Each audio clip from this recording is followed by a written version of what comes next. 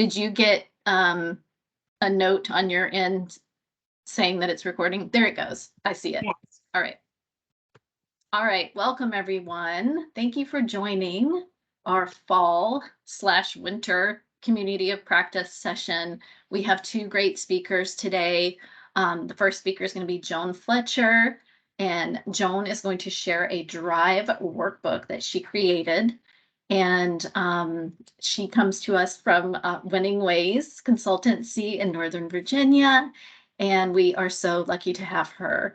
And also Russ Barcelona, and Russ comes to us from Milwaukee, correct, Russ? Milwaukee Correct. area. Okay, with Ascend Talent Strategies. And he's got a really cool, actually multiple things he's going to share with us today. That's going to take us kind of into a deep dive of how his firm uses the tool and pairs it with other assessment tools. So with that, we'll kick off our first speaker, Joan. Thank you, Trish, and welcome everyone. I hope I get a chance to at least see your faces and maybe connect with you sometime. I want to share with you a workbook that we created for DRiV. And as I do that, I'd really love to give you a sense of how this happened in my practice and how it really grew to be a great contract for me, and where a lot of DRiV assessments were used. So I started working with an executive leadership team of 8 leaders in a national organization several years ago. And I have used a lot of different assessments with them, and I've worked on a variety of leadership strategies and tools with them over the years.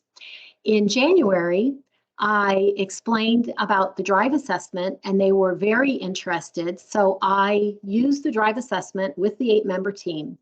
And like I said, I've used other assessments, but one of the things that was interesting about this was afterwards, the CEO talked with me and she said, I have done so many assessments in my life, but this is the first one that I feel every staff member in our organization should take. So that was the beginning of putting together this program where everyone within the organization took the DRiV assessment. Now, when I did it with the executive team, they got their individual DRiV report, they got their team report for their executive team, and then I also ended up providing them with a report I didn't know DRiV had, but that was the individual team member report. So people got this 4-page report that told them how they interacted best and also what they were challenged with other members on their team. So like I said, the executive team loved this. So we planned an all staff where everyone in the organization would get the individual DRiV report, and then they would also get individual team reports. So you can imagine in an organization of 100 people, how many different teams there are within that organization. So I think we provided a total of 12 team reports for the 12 different teams. And then I'll explain where my workbook came in there. But I just want to say that it was highly effective. And I think it's something they're going to be using for years. So I did my session with the entire staff, debriefed everyone's individual DRiV report. Then what happened was there was a short 15-minute break. They all went to a separate room to their 12 different teams, to the individual team meetings. And then I had worked with each executive team leader on how to spend the next hour with their team to go over their team report. So there were a lot of little components of this that fit together. Now, I am someone who has used the EQI 2.0 and the DISC assessment for years and years in my practice. Especially with the DISC assessment, I had created a 12-month workbook. Well, they knew I had this, so of course, they immediately asked me to provide the 12-month workbook. for them and their teams. So that meant I needed to create this 12-month workbook for DRiV. And Trish has been invaluable to me on this to make sure I was on the right track. But what I did was, and I'll say my whole office, because what we did was we created this digital workbook that can be printed out. So we made it pretty enough that you can print it out, but you don't need to. And this is the cover of it. And it's 12 months of ready to go activities that either the leader of the team or one of the people on the team can lead that activity at one of their staff meetings each month. So they're anywhere from 10-minute to 20-minute activities, and they can get much more involved in that if they want, because there are occasional leaders that would like to devote a whole staff meeting to going back over the assessment information, but there's not many. Most people are willing to give that monthly little 10 or 20-minute plug for it and make it more internalized. One of the things that I have learned in my time as a facilitator and working with teams is if you go in and you do a one and done, the odds that anyone in that session is actually going to put the information into practice, use it, and the organization is going to see, leaders and other people within the organization really develop and grow based on what you brought to them. It'll be very rare if you don't touch it over and over and over.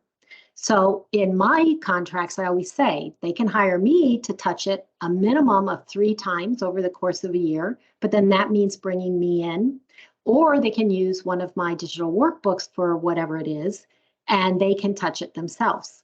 So we're doing a mix here with this organization. They have their workbook. I've gone over the workbook with the executive team members. And several of those team members are going to use the workbook. They're going to be the leader of it. They're going to come in and do a 10 to 20-minute piece of their staff meetings for the next 12 months. Some of the executive team leaders have decided they're going to offload this onto someone in their team. So I know one leader already, that first hour that he spent with his team following the DRiV debrief, he offloaded this on one of the people on his team, which can be highly effective because now that person on the team is going to be doing the DRiV activity every month at the monthly staff meeting. So that's one way they're going to do it. I also know 2 leaders that they really want this to work. They want to use this. They want to use the language. This is how they're going to determine who's going to take the lead on certain projects. So they have decided that they're going to do all 12 of these in their first 3 months. So they're going to devote a much larger portion of the day with these activities. So during the first 3 months, they're going to finish all 12 of the activities. So one thing that I find I hear from the leaders I work with is they like the flexibility of this. And I keep it very simple. To give you an idea of the workbook, I have 2 pages here of the workbook. It happens to be activity 10 and activity 11, but I could have picked any activity out, any page. So since it's a 12-month activity book, there are 12 sessions, and there's also a bonus session that if it's still going well, there's another activity you can use. So you can see in each of these, I have the number of the activity listed, and then I have the bullet points of what it is addressing and what they need to do. And then I have an example. And, I tried to make the examples kind of fun. I used myself sometimes, I used other people sometimes, but just, what does it mean if you're optimizing a DRiV? And I'm trying to think, I might not be able to make this bigger, huh? Yeah, at this point, do you have questions? Because I can go into more detail on things, but any thoughts or questions that you want to ask? Yes, this is Randy. I've got a question. So when you do this touching with them for, I guess, monthly or periodically in this, how do you actually, is it an hour? Is it is it virtual? Describe to me the scenario that you kind of continue to work with them each month. So in the scenario, the way I envision the digital workbook to work is that I am not there. I'm not involved. So I did spend an hour working with, in this case, with the executive team, going through the activities, making sure they understood them, they didn't have questions, and then they're off and running with it. And then that hour is where, one team lead said, oh, I'm going to do this 10 to 20 minute activity with my team once a month. And then I had the one leader say, I'm not even going to do it. I'm going to hand it off to someone in my team that really gets into this kind of stuff. And they're going to do it 10 to 20 minutes every month with the team. And then I had several leaders say, oh, I love this. I think that if I do all of these over the next few months, they're going to have the language. They're going to understand it even deeper. It's going to provide richer involvement with the DRiV terminology, what factors we're utilizing, what drivers we're utilizing. If it's involving the public, we have to bring in Jose because he is so influencing and he loves the harmony of everything. So it's up to the leader. Now, Randy, your question's interesting though, because I have had companies in the past, not with DRiV yet, because this is a new workbook I just created, but with my DISC workbook. I've had organizations that like, Joan, could you just, come into the team and spend 15 or 30 minutes with them every other month or every month? So it does allow, the opportunity for you to go in and work, especially if you're working with the team monthly anyway. It's an ideal way to go. Does that answer your question, Randy? Yes, it does. Okay. It's basically you're turning it over to the organization to figure out how are they going to measure their progress and do accountability that everyone is participating to some level. Although you, as you mentioned, certainly an option where you could do a once a month, once every other month Zoom call for all interested parties just to assess how is it going or to work in some area. It would work great. And Sure. and remember, the whole reason this came about years ago for me, using the DISC one as an example, was that I was finding a lot of people wanted that one and done approach. They wanted to bring the facilitator or the consultant in, go through the assessment, and then done. On to the next consultant and the next assessment. And what I was finding is when I would touch back with them in 6 months and say, I'm just curious, how are we doing? How were the outcomes from this? Almost everybody was like, oh yeah, the DISC, we should be doing something with that. And they hadn't done anything. So that's why I wrote my first one, because I just felt like they were missing the opportunity to use something that was going to improve how they communicated and worked together. So that's why I'm such a fan of handing it off if I can. Yeah. Any other questions or anything you want to know more about it? Joan, could you take a deep dive in one of your exercises? Yeah. So, well, like. Joan, I'm just coming off of mute. This is Christy. I just sent you the PDF. So it's top of inbox. If you want to switch screens and share one, it'll be a bigger image than what we have on the PowerPoint. Okay, great. I am going to move to that and it'll take me just a second. And it will actually really take me a second because when I'm presenting, I close out of everything on my screen, like my emails. So I have to open up.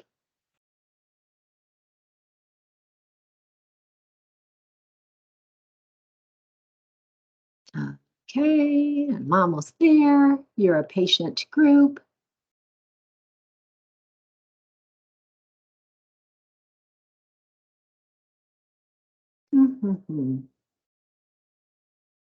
Well, I thought if I opened it, let's see if this shows it. No, That's not going to work. Okay, 1 second. You probably, all of you that use Teams a lot, it's interesting because you have to close out of everything.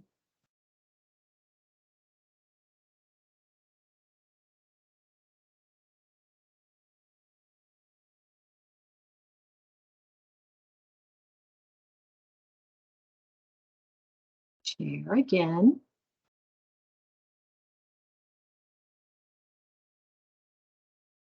What do you have it saved in, Christy? Because I cannot pull it up. Are you able to pull it up on your screen, Christy? Sure, just a moment. So Christy and I work together very closely, and she's much more my tech person. So, like, for example, thank you, Christy. Yep. For example, she does it so quick, much quicker than me.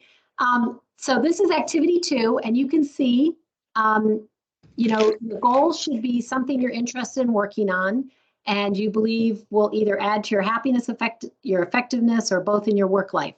So one of the things that I ask them in the DRiV presentation before they can leave is that they need to identify a goal that they want to work on for their personal or professional life using something they've learned about the DRiV. Now, in this case, I encourage them to pick a professional goal because they were going to be sharing it with their team. So, you know, they've been pretty geared up. So this comes in the 2nd month.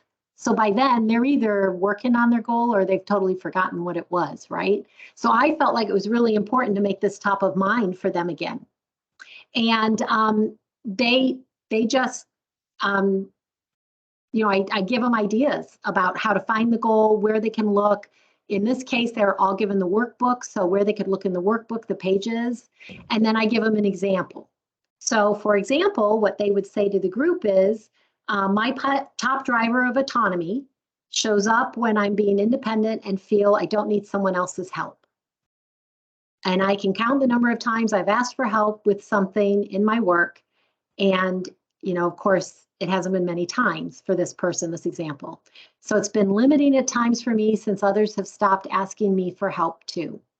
And I think I would be more of a team player and I would learn more and expand my thinking more if I would pull in others on certain aspects of the work. So my goal is to ask for help at least one time during each project I'm working on. So, you know, it goes on, it tells a little bit more. You might be able to read that. You might be able to see that well on your screen. So that's where it's something quick and simple. It's something that you can give them a little bit of time to think on.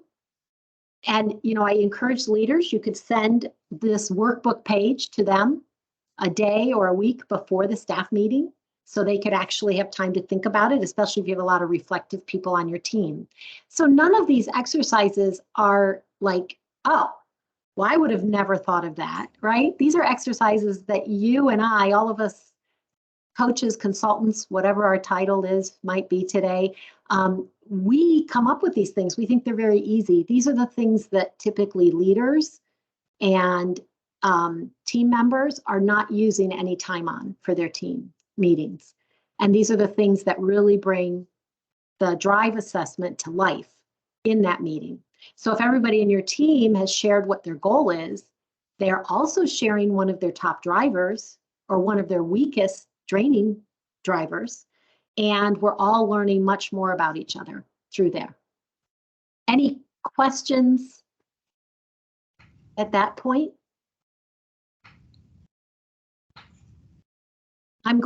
You're welcome to have a copy of my digital workbook. All I ask, and I had that in my PowerPoint, but I won't even go back to it. Oh, you want me to go back to it? Okay, good. She's reading my mind. So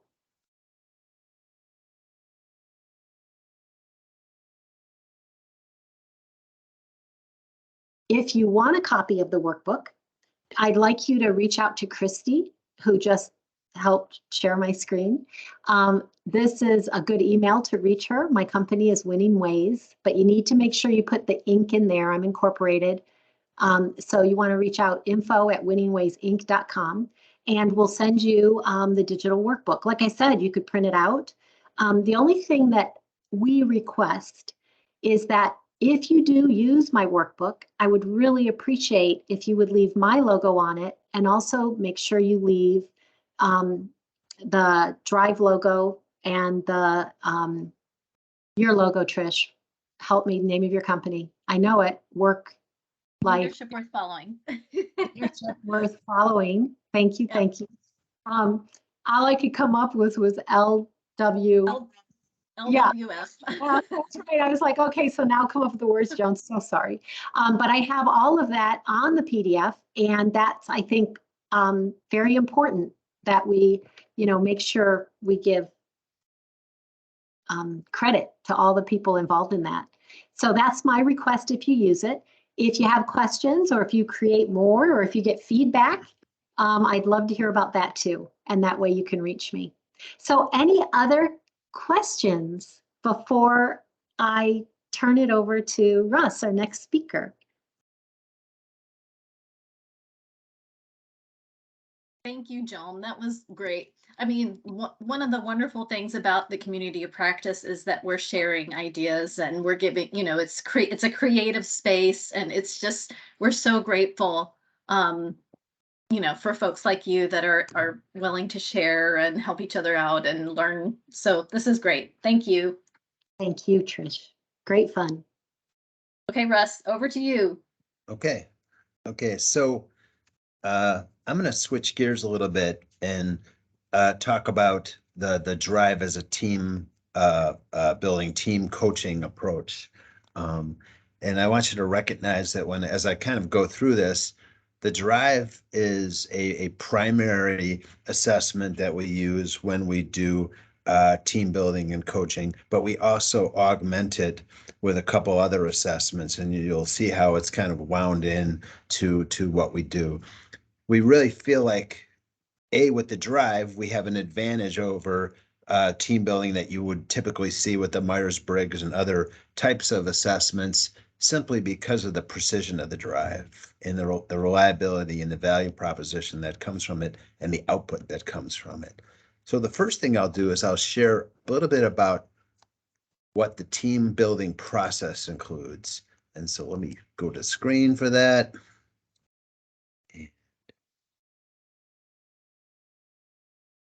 Okay. Can everybody see that? Okay. So I think I might have ruined it. Hold on. Okay. So we have like 4 phases to our team building process.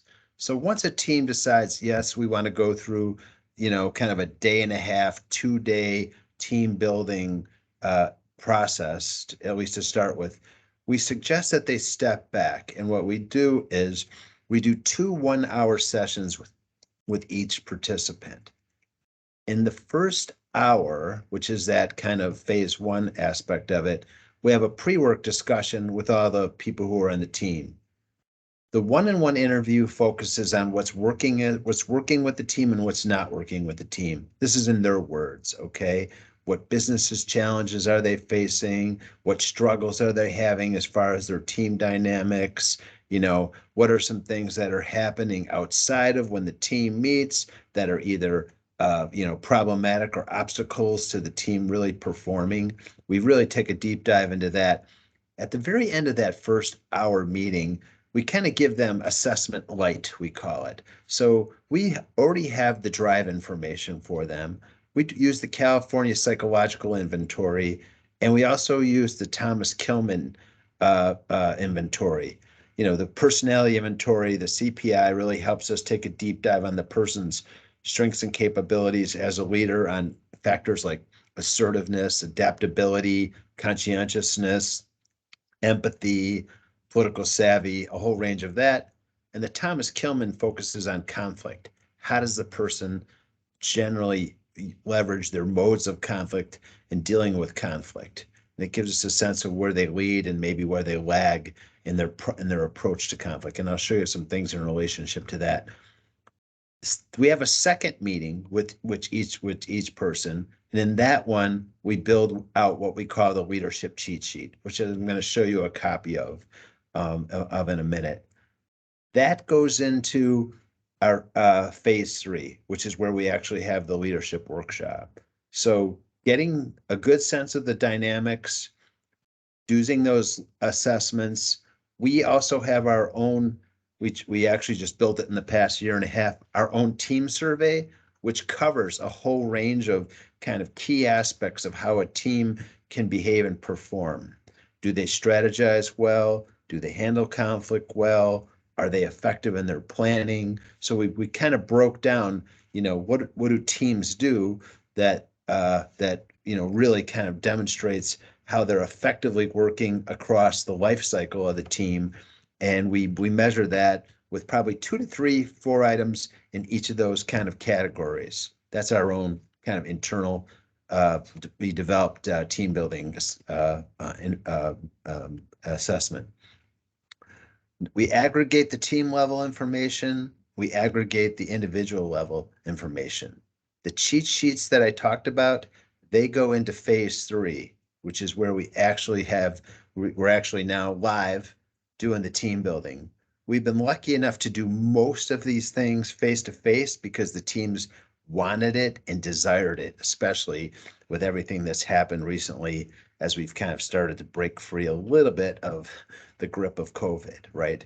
Early on, about a year or 2, 3 years ago, we were when we're in the midst of COVID, we did some of these things online with good success, but honestly, the face-to-face, the interactions and everything that goes with it with team building, you just you yield a better kind of result when you're meeting face-to-face.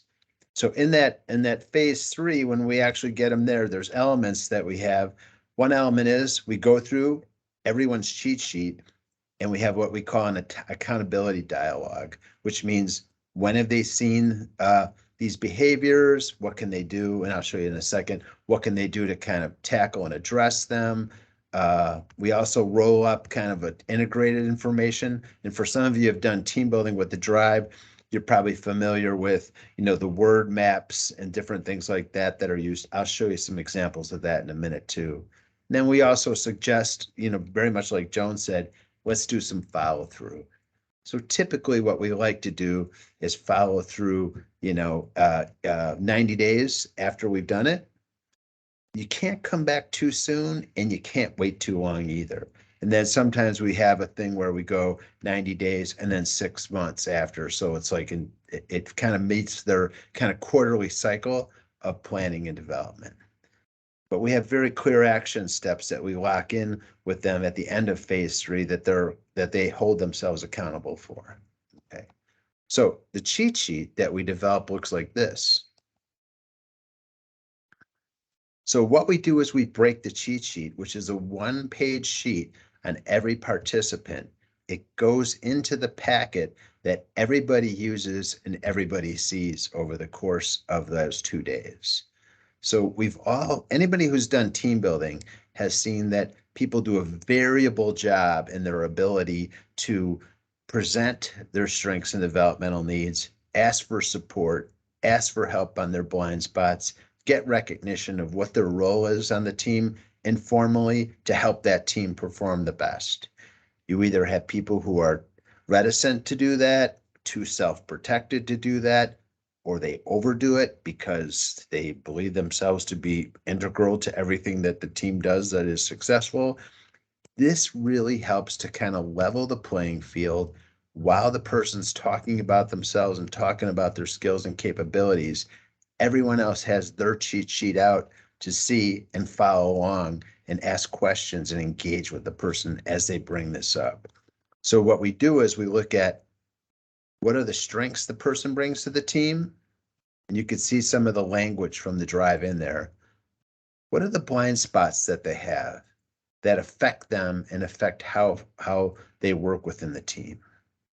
This orange area is typically what we like to call their superpower, in part because it's the thing that they do on the team that's really helpful to the team to be able to do their best. It comes in a whole range of shapes and sizes as to what can go into this orange area. Okay. And in this one, this is a person who, really helps people think of where can we grow? What's our growth opportunity? And they've proven to be someone who's come up with those ideas that helps really stretch the thinking of the team. And so the team really needs them to be able to do that. If they have an area that they maybe overemphasize or overdo as a strength, we'll put it in here too. Then we ask, what can the team do to help really leverage your strengths? And what can the team do to help manage your blind spots? And as you can see, this is their way that they can ask their teammates for support and help. And they can do it in plain English. And they can do it thematically along with the DRiV or the CPI or the TKI to help them really get much more effective at working collaboratively in a team and really engaging others and helping each of the individuals on the team do their best.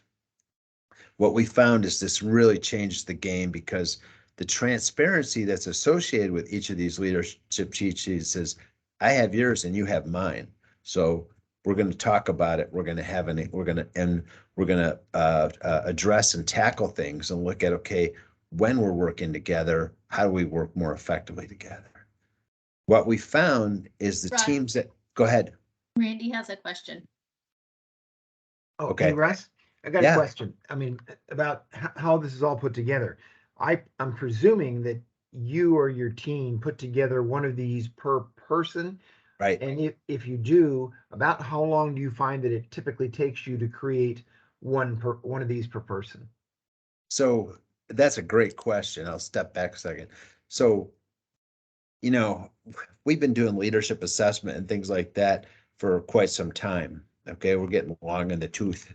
And everybody in my firm, of my partners, both Bob and Julie, has at least 20 years in the business.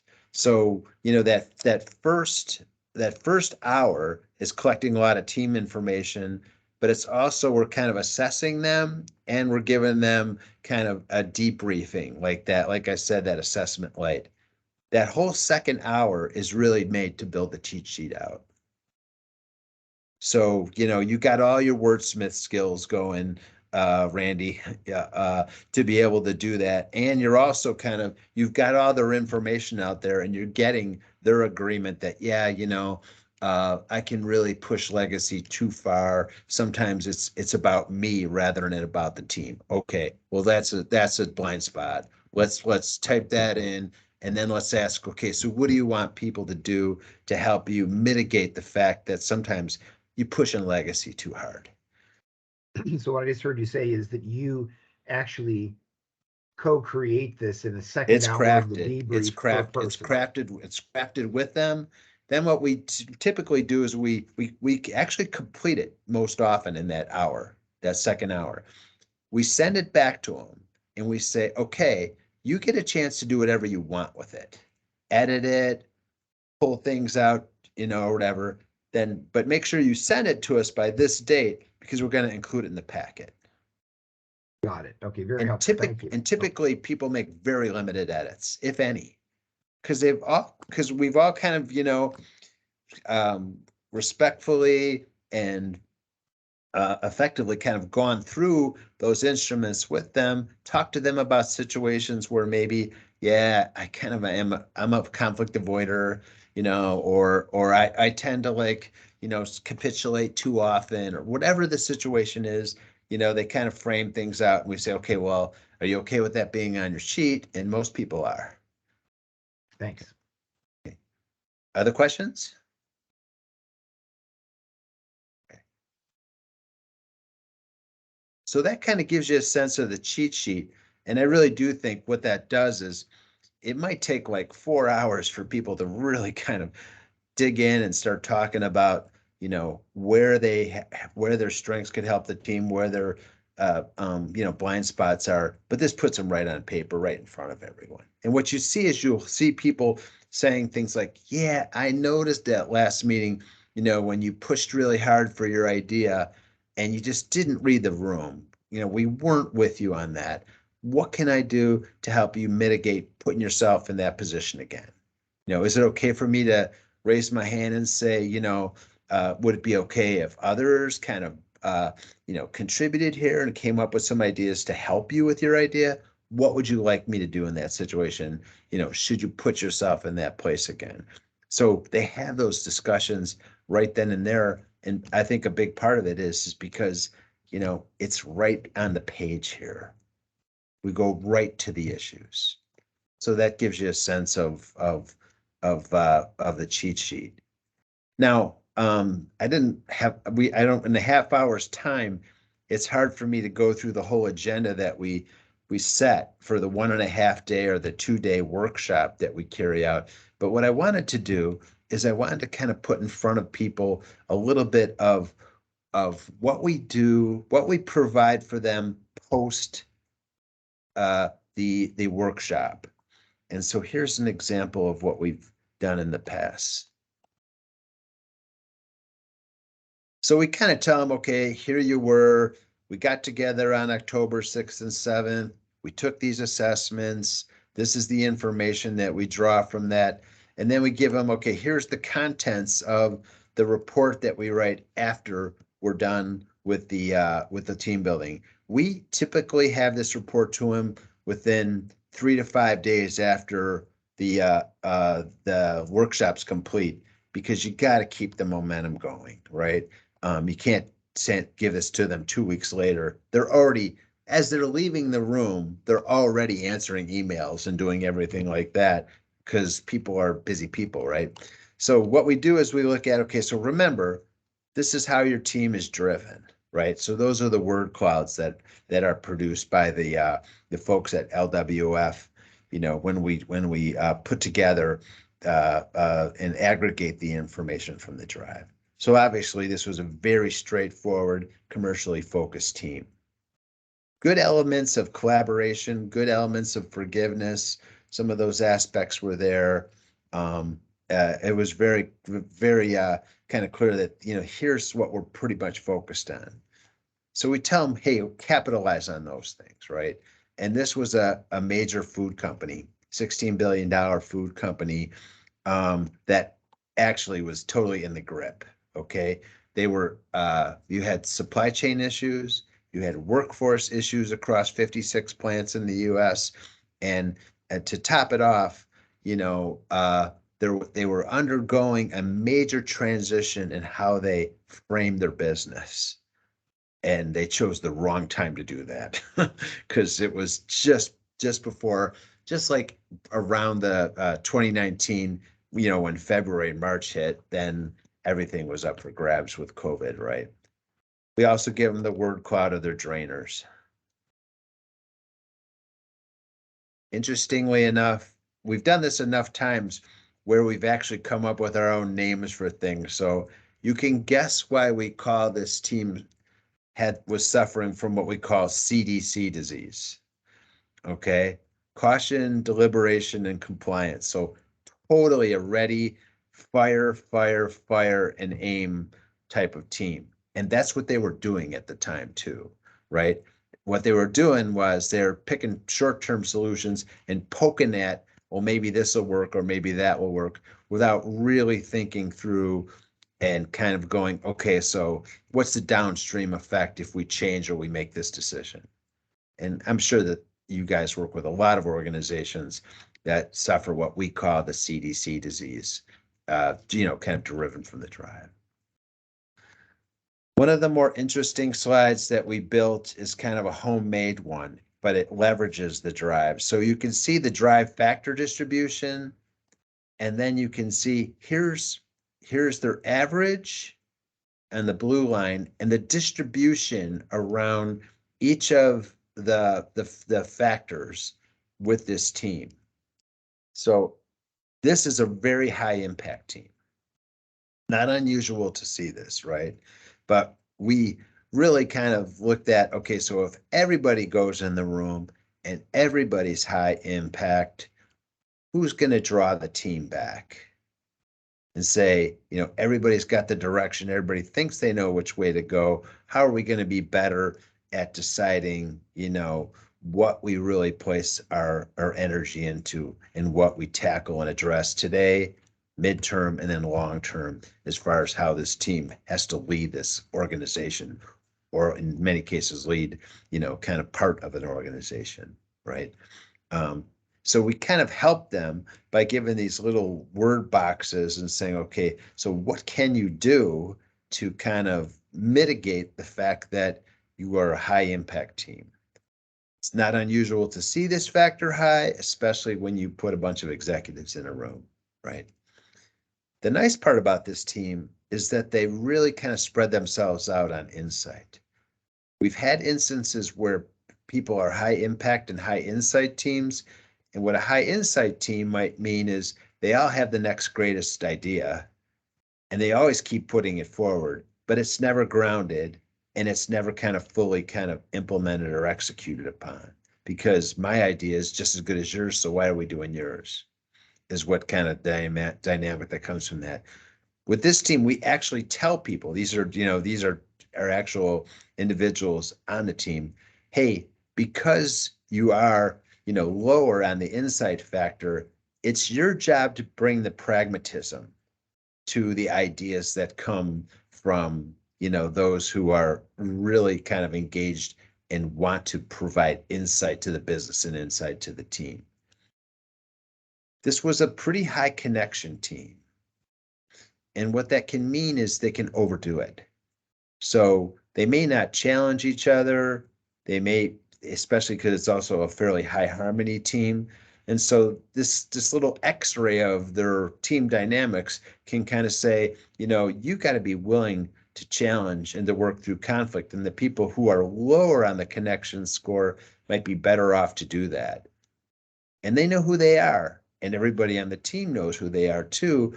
And that helps kind of almost empower them to take that responsibility. And here you can see people who are lower on the harmony, well, they have a role to play on this team. Basically, they had been talked over in many cases, okay? Productivity, if you're really high in structure and productivity, you can overprescribe as a team how things get done. If you're very low in it, well, then you might not need the structure to kind of carry out the work and get things accomplished, but it's probably not going to be done in alignment with people who are across the team. So this also helps you to get a good sense of, do we get too far into the weeds on our agenda because we want structure, or do we have those people who are lower in that said, hey, we need to show a little flexibility here? Meaning is a very interesting area to kind of work through. The type of things that load on meaning, the drivers that load on meaning, are purpose, our legacy, and things in relationship to that. When you have a nice spread, it's really useful because there's people who will really embody the mission and the vision, but they won't bring it into practical terms. And I kind of consider this the live to work versus the work to live crowd. And the work to live crowd will bring things down and say, well, just what do we need to do to execute, on that vision in order to see it through? So this team actually had a very nice spread with that one. We take a deeper dive and we say, okay, let's look at conflict. On this ELT. Now, I'm not sure if you're familiar with Thomas Kilmann, but what it does is it breaks off 5 different modes of how people deal with conflict. What I like about the Thomas Kilmann is you might have a primary mode of doing it, but that doesn't mean that you choose that all the time. And what we do is we average out the team and we say, okay, so what's the average for the team as far as what mode they're going to use to tackle conflict? This was a pretty high collaboration team. But as you can see, there's people on this team that are off the chart, and there's people down here that rarely would choose that. And so the thing is, when do I find common ground? If these people are very low in collaboration, it's not something that's a primary or secondary mode for them, typically. Okay. And you can see how we also put these in there. And this is kind of covered in our 2-day thing. So in our 2-day kind of workshop. So we really help them to understand what dynamics come with this and how people on the team kind of fall on this. there are times when you need to avoid conflict because it can't be resolved now. And there are times when, competing is actually a good methodology because you might pound out a better agreement because of it. But we help them to understand that you can attack it with different modes, but you should kind of choose, how are you going to address this one? And then recognize the dynamics of the team with where people are at with that. This slide has some complexity to it. So you really kind of have to walk and talk through how they tackled the problem in the past and what they did well and what they didn't do well and how it kind of maps out here. So, you've got a pretty strong avoider here. And it became very clear to the team that, there were times when her instincts were really good because that wasn't it wasn't able to address it now. And there are times when maybe because of the power that she had on the team, it caused the team not to address things in a timely fashion. The nice part about this too is it's not saying you're bad or you're good. It's just saying that here's how you're oriented. And it gives people the room to really discuss and talk about, okay, how are we going to address these things? Russ, another question? Yeah. Since obviously in the sample data that you've given here, how do you handle when you do the group discussions, when you have a couple of people like EH and ER that clearly are different than the mainstream people?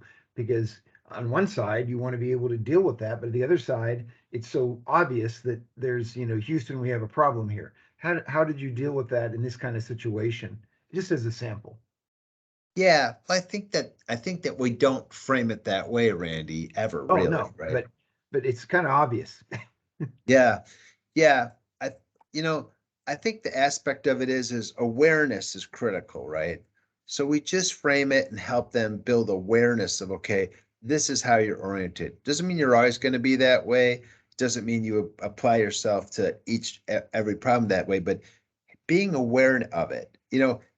It's interesting to me when a team is really working effectively, they always have a myriad of inside jokes.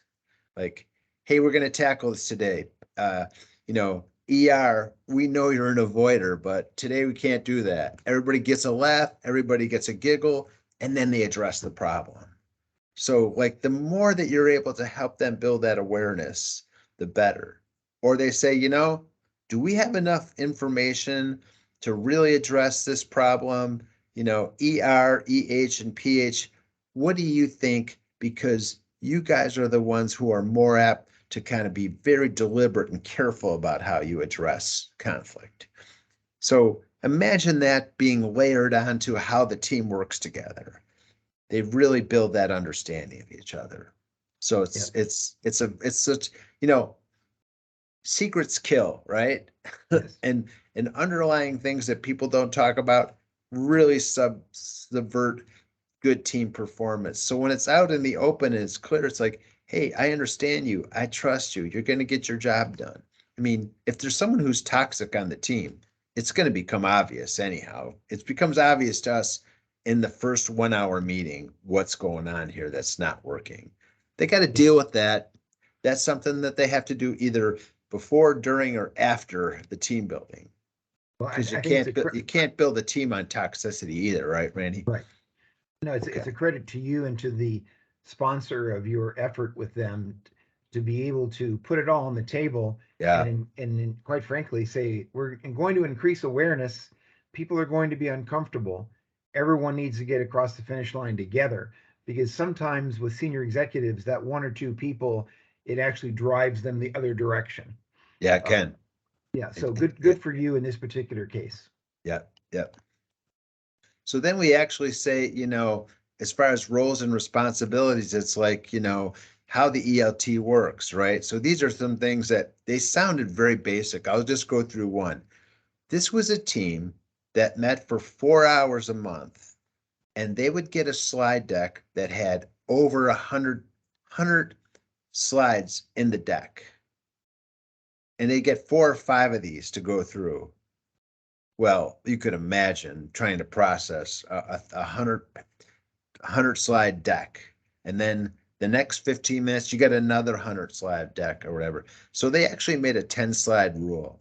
So whenever anything came in front of this ELT, no more than 10 slides. And we talked to them about a month ago. This is about a year and a half ago, and they've stuck to it because they realized it was really subverting them getting things accomplished, suboptimizing the team. They had stopped making agendas. Well, it was chaos. So they put that back on the table.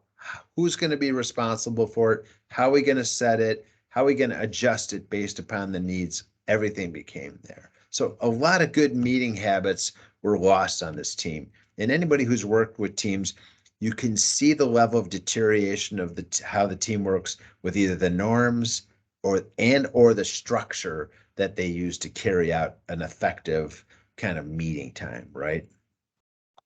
And then each of the person on the team, we said, okay, so now that we know more about you and we know how you would tackle stuff and you look at stuff, each of you has a role to play on the team. And we kind of frame out, these are your roles. You know, I mean, one person is kind of in charge of the parking lot. They were really good at saying, hey, we're diverging from the main topic area. So we said, okay, you're the parking attendant. So whenever that happens in a meeting, your job is to push that over and say, wait a second, we're not on topic now. Let's put that in the parking lot and stick to the topic.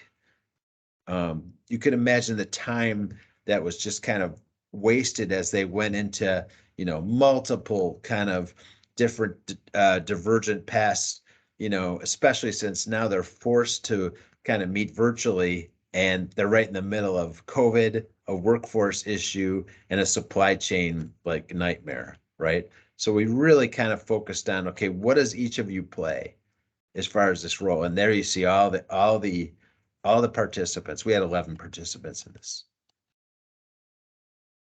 We had some fun with them too. So we really we kind of called it, they were kind of like all type A chickens pecking at each other when we first started this effort. And there was actually a really good article. It was in the HBR. It was years ago about coops of type A chickens and coops of type B chickens, and which ones actually produced more eggs because of how they cooperated or collaborated together over a course of a variety of generations of these chickens. By the third generation, the type A chickens were all dead because they basically pecked each other to death, right? So we made it kind of a fun exercise to say, okay, you could choose to be like these chickens, or you could collaborate and produce eggs, right? And they had fun with that. And so we kind of put it into the theme. You got to make things memorable for people too, right? Because it is a big event and they like that. They built out the 5 pillars that they were going to work on that really, as a team, to really improve and enhance themselves. And then they came up with some goals. This team wanted to really focus their business on the taste and nutrition of their products, and they had big plans to win over both the Starbucks account and the Frito-Lay account in doing that. So we gave them some targeted developmental suggestions, things in relationship to that, is what to do to kind of what we call get your mojo back. And we continued to work with them.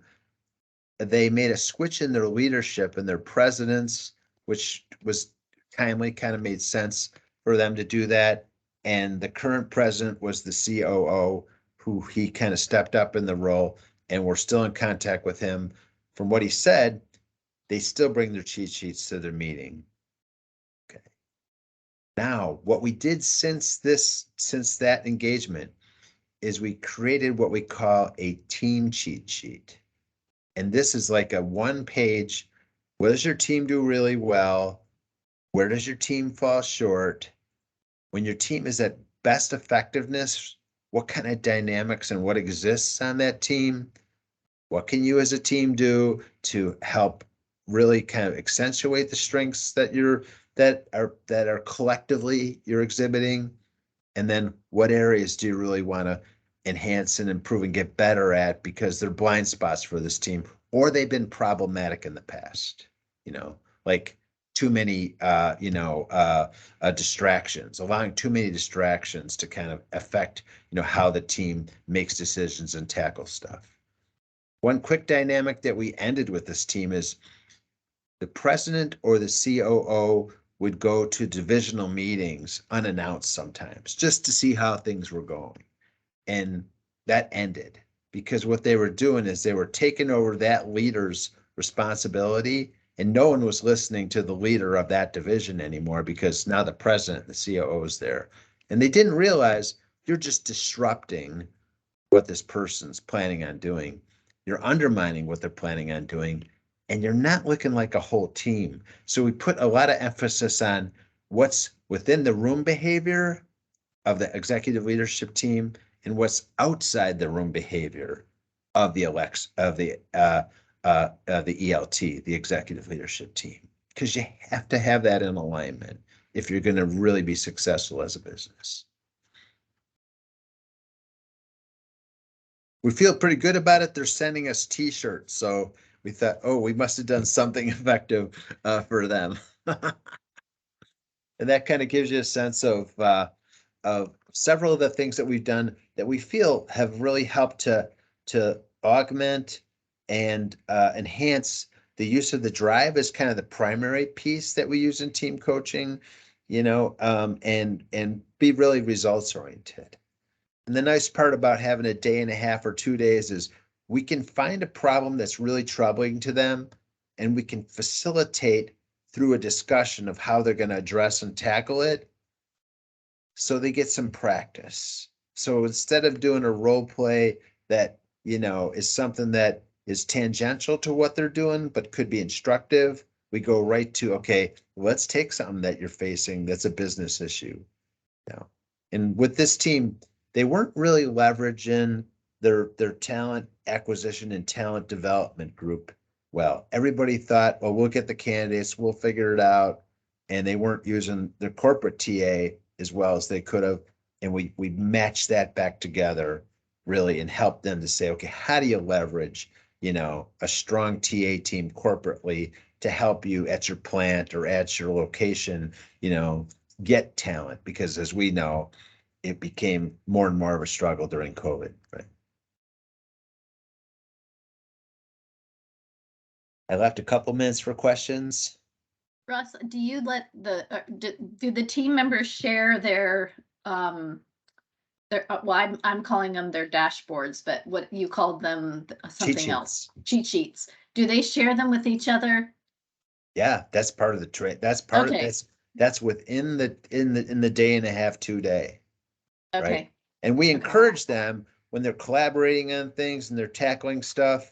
I think they've got about a 9-month, year half-life maybe, because people change obviously, or they get better, they make improvements. And we encourage them to say, hey, if you got to collaborate on something, bring them with you. And what we were told is they were bringing them with them because now they had kind of, been transparent about it in the first place. So there's nothing to lose by doing that.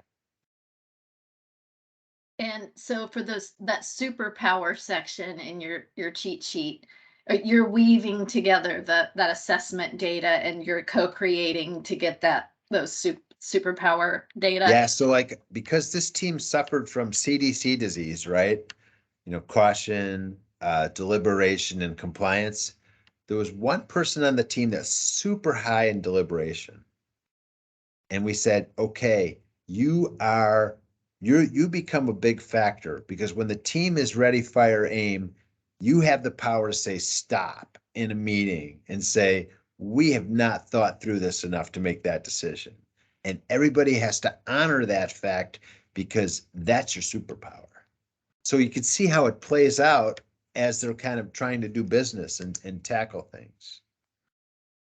Well, I just have to say that I love the different data visualizations, just everything from the word cloud to the one of the factor level with the, the kind of smooth line. And I love how you have the call outs with the arrows with just plain language. you know, Yeah. just this is what this means. And it's just, I remember using Hogan a lot at Corn Ferry, and we would do the same thing. We would draw lines to each one of the, you know, the factors. But I really appreciate this. It really brings a lot of clarity. I think your superpower, or Ascend's superpower, really is bringing in that clarity and focus to the DRiV, because sometimes when you just have the DRiV report, it's a little overwhelming and complex.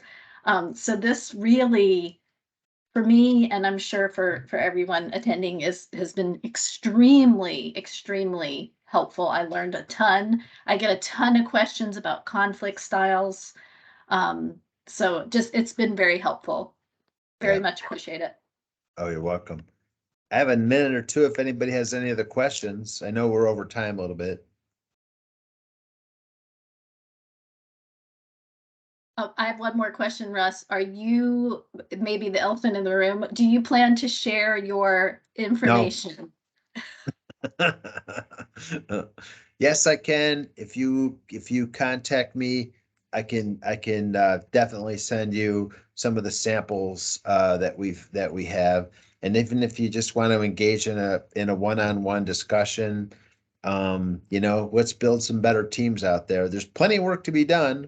Well, you know, I mean, I think you have to kind of look at the world of abundance, right? Yeah. And so I think it's really useful to bring, you know, even more meaning to what we tackle and what we do, because that will sell itself in many respects, right? Totally agree.